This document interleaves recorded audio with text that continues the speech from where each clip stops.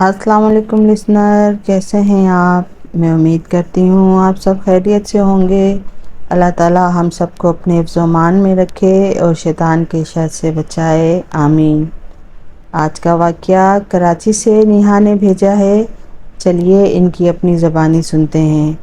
वो कहती हैं, हमारा कॉलेज को एजुकेशन है और कराची का टॉप कॉलेज है जहां अपर क्लास फैमिलीज़ के बच्चे तालीम हासिल करते हैं। लास्ट ईयर दिसंबर की छुट्टियों में सब स्टूडेंट की रिक्वेस्ट पे इंतज़ामिया ने गोरख हिल सिंध जाने का प्रोग्राम बनाया, जो कि पहाड़ पे बहुत बड़े रकबे पे वाक़े है, जहां गेस्ट रूम बने हुए हैं। हम तकरीबन 40 स्टूडेंट्स और 15 टीचर्स थे। हम सुबह 6 बजे कराची से लग्जरी बसेस में रवाना हुए। सारे रास्ते एंजॉय करते हुए जा रहे थे।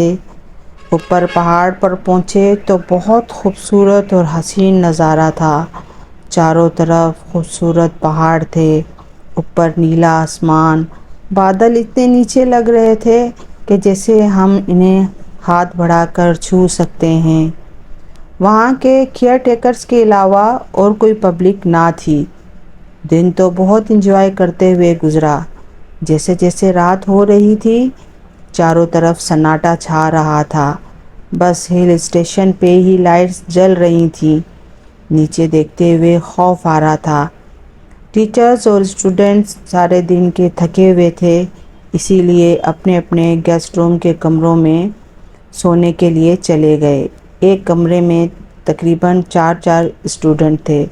मेरे साथ मेरी 3 फेलोज़ थीं। हमारा रूम लास्ट में था, जिसकी विंडो पीछे पहाड़ की ढलान की तरफ खुलती थी। हम फ्रेंड्स सोने के लिए लेट चुकी थी कि कुछ देर बाद मेरी क्लास फेलो की चीखने की आवाज़ आती है तो हम सब जाग जाती हैं। वो खौफज़दा नज़रों से खिड़की की तरफ देख रही थी। हमारे पूछने पर बताती है कि खिड़की में कोई खड़ा हमें देख रहा था। हमें बड़ी हैरत होती है कि पीछे तो ढलान है, वहाँ कोई कैसे खिड़की तक पहुँच सकता है। उसे समझाया कि तुम्हारा वहम होगा, मगर वो ना मानी। कहने लगी, मैं सो नहीं रही थी, मैं जाग रही थी। मैंने अपनी आँखों से देखा है कि यहाँ कोई खड़ा था। अभी हम ये बातें कर ही रही थी कि दूसरी फ्रेंड की खौफज़दा आवाज़ सुनाई देती है। उसको देखकर हम खिड़की की तरफ देखते हैं तो बाहर क्या देखते हैं कि खिड़की के बाहर एक नहीं कई वजूद हवा में मुअल्लिक हैं। इनके चेहरे स्याह थे और आँखों की जगह ऐसा लग रहा था जैसे कोयले दहक रहे हों। उनकी आँखों से आग की चिंगारियाँ निकल रही थीं। वो हमारी तरफ मतवज्जो नहीं थे, बल्कि वो दायरा बनाकर खड़े थे और उनके दरमियान में उन्हीं की तरह का एक वजूद आग में जल रहा था। वो इतने भयानक आवाज़ में चिल्ला रहा था कि उसकी आवाज़ से हमारे कान के पर्दे फटने को थे। हमारे जिस्म पर लर्ज़ा तारी हो चुका था। जो मंज़र हम देख रही थी वो बयान से बाहर था। खौफ से हमारे औसान ख़ता हो रहे थे कि मैं अपने फ्रेंड से कहती हूँ कि यहाँ से चलते हैं। वो तेज़ी से अपने टीचर्स की रूम जाते हैं और इन्हें बताते हैं जो हमने देखा। तो हमारी बात सुनकर वो भी बाहर निकलती हैं। तो वो क्या देखती हैं कि उन्हीं मखलूक में से कोई एक मखलूक जिसके पूरे बदन में आग लगी हुई है और वो आसमान में चक्कर काट रही है।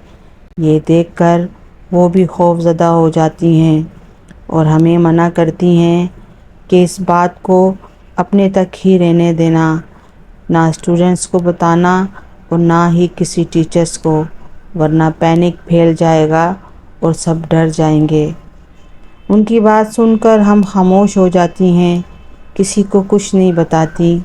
मगर इस वाक़ये के बाद हमारा दिल किसी चीज़ में नहीं लगता। दूसरे दिन शाम से पहले ही हम कराची के लिए रवाना हो जाते हैं। आज भी जब हम दोस्तें मिलती हैं تو اس واقعے کا ذکر کرتی ہیں کہ وہ کیا مخلوق تھی جو ہم نے دیکھی تھی۔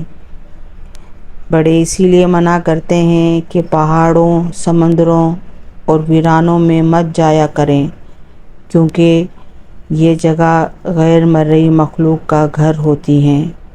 تو لسنر، کیسے لگا آج کا واقعہ؟